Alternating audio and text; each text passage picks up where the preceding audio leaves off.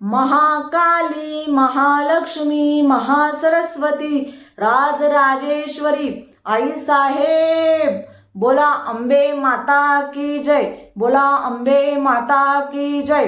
तर तुमच्या घरामध्ये आता नवरात्राचा आजपासून सुरुवात झाली आहे. सगळ्या घरांमध्ये घटस्थापना आणि अखंड दिवा लावला गेला असेल, तर सेवाही केली गेली असेल. तसेच आपल्या घरामध्ये आपल्या कुलदेवतेची सेवा करणं खूप गरजेचं असतं. आता ह्या 9 दिवसांमध्ये आपल्याला आपल्या घरामध्ये आपल्या कुलदेवतेची भरभरून सेवा करायची आहे. आणि अखंड दिवा लावला असेल किंवा घटस्थापना केली असेल, त्याच ज्यांच्या घरामध्ये घटस्थापना किंवा अखंड दिवाही लावला असेल किंवा फक्त अखंड दिवा ठेवला असेल किंवा अखंड दिवाही नसेल लावला किंवा घटस्थापनाही तुम्ही जर केलेली नसेल, तरीही आवर्जून मी सगळ्यांना सांगेल की तुम्ही तुमच्या घरामध्ये नक्कीच आई देवीची, आई भगवतीची, म्हणजे तुमची जीही कुलदेवता असेल, तुमच्या घरामध्ये कुलदेवतेचा फोटो, टाक किंवा मूर्ती नक्कीच असेल किंवा तुम्ही घटस्थापनाही केली नसेल किंवा अखंड दिवाही लावला नसेल, पण मी तुम्हाला हट्टाने सांगेल, आवर्जून सांगेल की तुम्ही तुमच्या घरामध्ये आपल्या कुलदेवतेचा कुलाचार हा झालाच पाहिजे. तर आपल्याला वर्षातून एकदा आपल्या आई भगवतीची, आई भवानीची, आपल्या कुलदेवतेची ही ओटी भरावीच लागते किंवा भरणं गरजेचंच असतं. म्हणून तुम्हाला तुमच्या घरामध्ये जमत असेल तर तुमच्या घरामध्ये तुम्ही आपल्या कुलदेवतेची ओटी आवर्जून भरा. ह्या 9 दिवसांमध्ये तुम्ही कधीही ओटी भरू शकतात. ओटी भरण्यासाठी किंवा तुम्हाला ओटी जर भरायची असेल की कोणत्या दिवशी, कोणत्या वारी, असं काही नाही. हे 9 दिवस तितकेच महत्त्वाचे आहेत. म्हणून ह्या 9 दिवसांमध्ये तुम्ही आपल्या आई देवीची, आई भगवतीची नक्कीच आवर्जून ओटी भरा. कारण की ज्या सुवासिनी असतात किंवा ज्या असतात त्यांची नेहमी ओटी भरली गेली असते.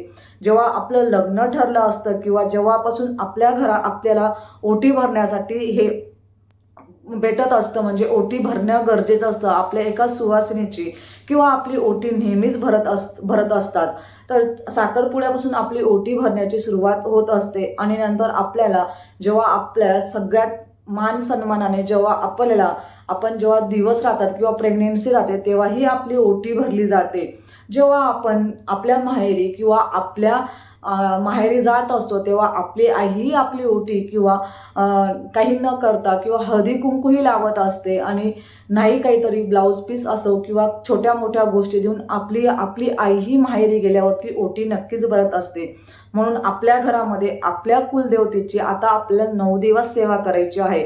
म्हणून आपल्याला जितकी जास्त सेवा करता येईल, जितकी जास्त आपल्या घरामध्ये माता देवीची किंवा आपल्या आई भगवतीची सेवा होईल, तितकंच आपल्या घरामध्ये पॉझिटिव्ह एनर्जी किंवा आपल्या घरामध्ये आपल्या आई भगवतीचा आशीर्वाद आपल्याला राहील. म्हणून आपल्या ह्या गोष्टींसाठी आपल्याला आईची ओटी भरायची असते. म्हणजेच माता लक्ष्मीची, तुळजाभवानीची किंवा रेणुका मातेची, गडावरची देवी म्हणजे सप्तशृंगी देवीची, तुम्हाला कोणती तुमची कुलदेवता असेल त्या देवतेनुसार आपण आपल्या कुलदेवतेची ओटी भरायची आहे. तर आता आमची देवी किंवा आमची कुलदेवता ही तुळजाभवानी आहे. तर आपण मी माझ्या तुळजाभवानीच्या याच्याने ह्या 9 दिवसांमध्ये ओटी भरणार आहे. आणि असंही म्हटलं जातं की आपल्या दरवर्षी ही ओटी नक्कीच भरली गेली पाहिजे. जर तुम्हाला शक्य असेल तर तुम्ही आपल्या मेन स्थानावरती जाऊन ह्या 9 दिवसांमध्ये जर तुम्हाला जमत असेल तर तुम्ही तुमच्या मूळ पीठावरती जाऊन ही माता देवीची, माता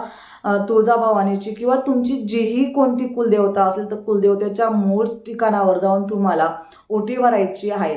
तसंही जमत नसेल तर तुमची ग्रामदेवता किंवा ज्या ठिकाणी तुम्ही राहत असणार त्या ठिकाणी तुम्ही ओटी भरू शकतात.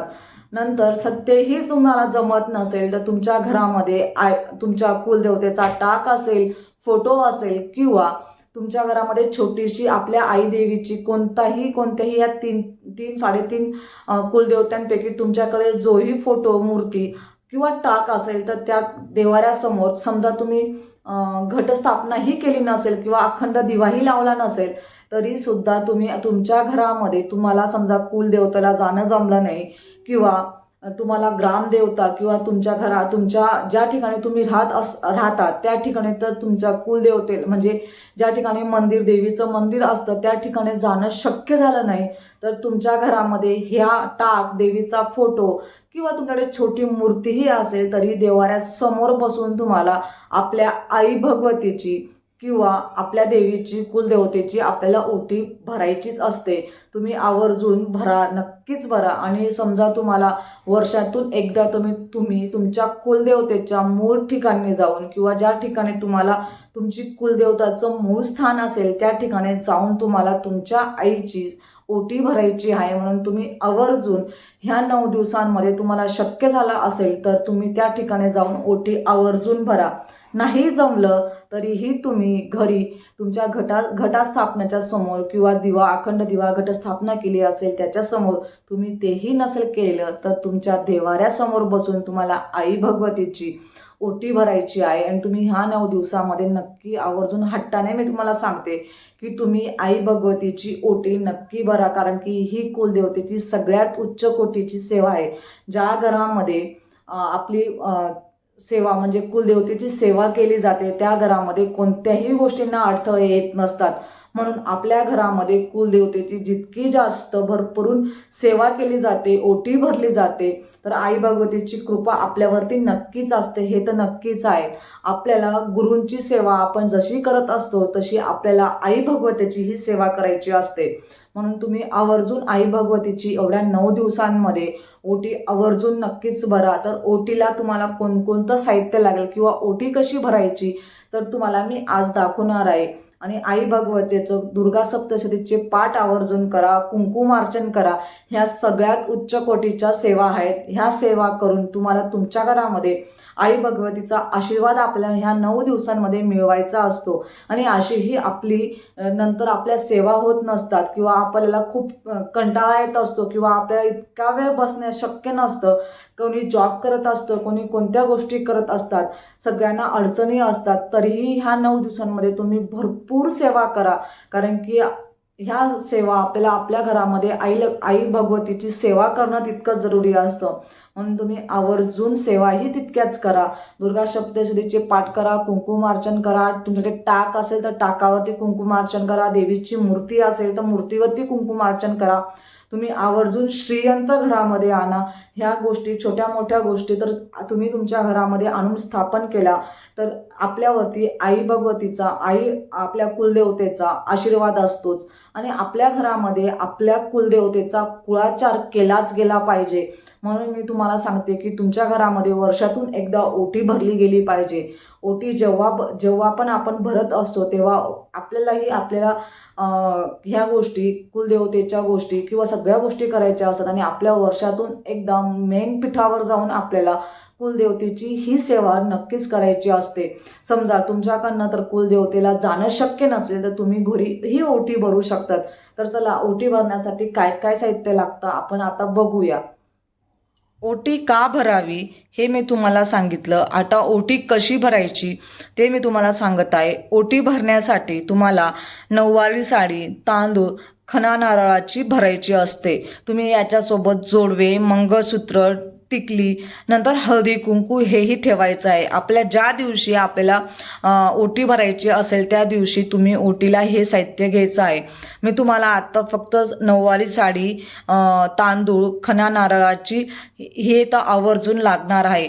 जर तुमच्याकडे हे साहित्यही नसेल किंवा फक्त तुम्ही खणा नारळाची आणि तांदूळाची नंतर शृंगारचं साहित्य तुम्ही आई भगवतीला, आई देवीला अशीही ओटी भरू शकतात. पण मी सांगेल की तुम्ही अशाच पद्धतीने नक्कीच करा. पण आपल्या परिस्थितीनुसार किंवा आपण किती मनोभावनेने आपल्या आईची ओटी भरत असतो तशा पद्धतीने आपल्याला आईची ओटी भरायची असते. तुम्ही फक्त खणा नारळाची ही ओटी भरली तरीही चालेल. पण तुमच्याकडे तर असेल तर तुम्ही हे साहित्य आवर्जून घ्या. नऊवारी साडी, तांदूळ, खणा नारळाची, नंतर जोडवे, मणिमंगळसूत्र, टिकली, हळदी कुंकू हे सगळं साहित्य ठेवून ज्या ठिकाणी तुम्ही देवी म्हणजे घटस्थापना केलेली असेल किंवा तुमच्या घरामध्ये फोटो, देवीचा टाक, मूर्ती जेही असेल किंवा तुम्ही घटस्थापना केलेली नसेल, अखंड दिवा लावलेला नसेल, तुमच्या घरामध्ये देवारा असेल, देवाऱ्यामध्ये सगळ्यांच्या घरामध्ये फोटो, टाक किंवा मूर्ती असतेच, तर त्यांच्या समोर बसून आपल्याला आई भगवतीची आपल्याला ओटी भरायची. तुम्ही आवर्जून ओटी भरा. तर ओटी भरण्यासाठी आपल्याला ओटी भरताना आपण साडी ही मोकळी करून ठेवायची असते, म्हणजे घडी करून ठेवायची नसते. म्हणून तुम्ही साडी मोकळी करायची आहे आणि त्याच्यामध्ये तुम्ही तुमच्या परिस्थितीनुसार म्हणजे तुम्हाला जे काही साहित्य ठेवायचं आहे ते ठेवून आणि आई भगवतीची आपल्याला ओटी भरायची आहे. तर मी आता समजा ओटी भरण्यासाठी साहित्य आता मी तर साधं म्हणजे आज फक्त नऊवारी साडी, खणा, नारळ आणि पैसे म्हणजेच दक्षिणा मी ठेवलेली आहे. दक्षिणा ही आपण आपल्या परिस्थितीनुसार किंवा आपली इच्छा जेवढी असेल तेवढी आपण करू शकतो. असं नाही की समोरचा व्यक्ती इतका करतोय म्हणून आपण इतकंच करायला पाहिजे, असं नाही. आपण आपल्या परिस्थितीनुसार करायचं असतं किंवा आपण किती मनोभावनेने जी गोष्ट करतो ती सगळ्यात जास्त महत्त्वाची असते. आणि देवीला फक्त आपण किती मनोभावनेने सेवा करतोय किंवा किती मनोभावनेने आपण तिची ओटी भरतोय हे आई भगवतीला प्रिय असतं. म्हणून असं नाही की तुम्ही इतकंच करा किंवा तितकंच करा, अजिबात तसं काही सांगणार नाही. तुम्ही खणा नारळाची ही ओटी भरली तरीही चालणार आहे. तसं काही नाही की तुम्ही इतकंच साहित्य ठेवा आणि तितकंच साहित्य ठेवा असं अजिबात सांगणार नाही. तुम्ही फक्त खणा नारळाची ही ओटी भरली तरीही चालणार आहे. खणा नारळाची ओटी भरा, तांदूळ, नंतर तुम्ही दक्षिणा घ्या आणि विडा आवर्जून ठेवा. आणि अशी ही साधी सोपी तुम्ही भरली तरीही चालेल किंवा आता मी जसं सांगितलं तशीही भरली तरीही चालेल. तर आपण आपल्या परिस्थितीनुसार किंवा आपण किती मनोभावनेने करतो ना त्या परिस्थितीनुसार आपल्याला आपली ओटी आई भगवतीची भरायची असते. तर याच्यामध्ये बघा मी तांदूळ ठेवले, दक्षिणा, नंतर खणा नारळाची ओटी आणि नऊवारी साडी ह्या गोष्टी मी ठेवलेल्या आहेत. याच्यामध्ये तुम्ही हळदी कुंकू, नंतर जोडवे, मणिमंगळसूत्र, टिकली, हळदी कुंकू, ह्या बांगड्या, ज्या सुवासिनींना आपण जे अर्पण करत असतो, ज्या आपण सुवासिनी घरात असतो त्या सगळ्या गोष्टी इथं ठेवायच्या आहेत.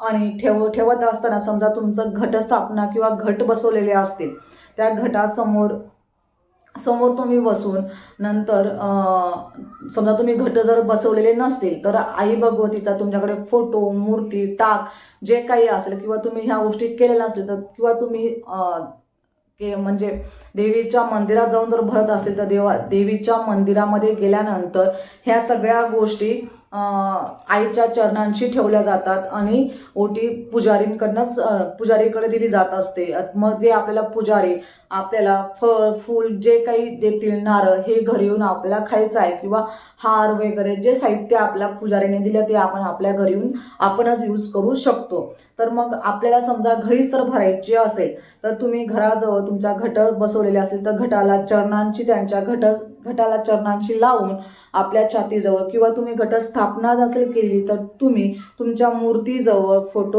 जवळ तुमच्याकडे जे काही असेल ते ठेवून आणि असं देवीच्या चरणांची लावायचं आहे आणि आपल्या छातीजवळ ठेवायचं आहे.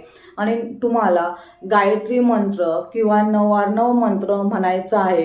नंतर तुम्ही जी तुमची कुलदेवता असेल त्या कुलदेवतेचा उच्चार करायचा आहे. समजा आमची आता तुळजाभवानी आहे तर मी तुळजाभवानी नमो नमः असेही म्हणू शकते. 9 मंत्र तुम्ही म्हणू शकतात. ओम ह्रीम क्लीम चामुंडाय विच्चे हा मंत्र तुम्ही म्हणून याला तुम्ही जेव्हा आईची ओटी भरणार तेव्हा तुम्हाला आवर्जून त्याला हळदी कुंकू लावायचं आहे. तर इथे मी हळदी कुंकू लावून घेते आणि मग म्हणायचं आहे, आजी छातीजवळ ठेवायचं. नंतर म्हणायचं, आई भगवती मी तुझी सेवा करत आहे किंवा मी जे तुला माझ्या परिस्थितीनुसार किंवा मी ज्या काही गोष्टी करत आहे त्या गोष्टी तू मान्य करून घे. काही चुकलं असेल तर मला माफ कर आणि माझ्या घरामध्ये नेहमी सुख समृद्धी शांती लागू दे, माझी भरभराटी होऊ दे.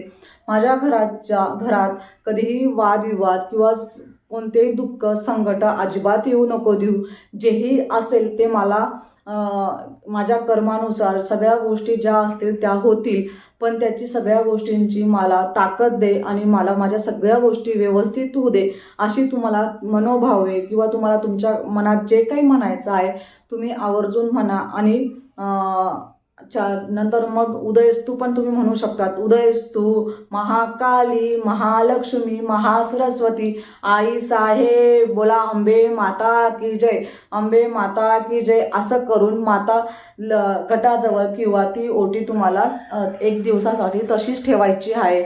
मग नंतर तुम्ही ती साडी किंवा नारळ तुम्ही फोडून खाऊ शकतात. नंतर ती साडी तुम्ही स्वतः यूज करू शकतात. तुम्ही ती ओटी जी भरलेली असते ती साडी आपणच घालायची असते, कोणाला द्यायची नसते. फूल तुम्ही जे काही अर्पण केलेलं असेल ते तुम्ही स्वतःच यूज करा. म्हणजेच आपल्याला, कारण की त्याच्यामध्ये सात्विक लहरी आलेल्या असतात. आपण आपल्या आई भगवतीची ओटी भरलेली असते, म्हणून ती कोणाला न देता ते सगळं साहित्य आपणच यूज करायचं आहे. म्हणून तुम्हाला समजलंच असेल की ओटी कशी भरायची. तुम्ही साध्या पद्धतीने आपल्या मनोभावनेने जशी भरणार तशी आई भगवती स्वीकार करत असते. असं नाही की तुम्ही एकदम परफेक्ट भरा किंवा परफेक्ट सगळ्या गोष्टी करा, असं अजिबात नाही. तुम्ही साध्या मनाभावनेने केलं तरी पण आई भगवती ही ओटी स्वीकारत असते. आणि तुम्ही ह्या 9 दिवसांमध्ये आवर्जून भरपूर आई भगवतीची सेवा करा, पाठ करा, दुर्गा सप्तशतीचे पाठ करा, कुंकुमार्चन करा, सगळ्या सेवा तुम्ही आवर्जून करा. तर आजचा व्हिडिओ तुम्हाला कसा वाटला किंवा काही चुकलं असेल किंवा काही झालं असेल तर त्याबद्दल मी क्षमा मागते. आणि आजची सेवा आई भगवतीच्या चरणांची रुजू करते आणि आजचा व्हिडिओ इथंच संपवते. व्हिडिओ आवडला असेल तर लाईक, शेअर, सबस्क्राईब करायला अजिबात विसरू नका. परत भेटूया अशाच नवीन व्हिडिओसोबत. तोपर्यंत श्री स्वामी समर्थ.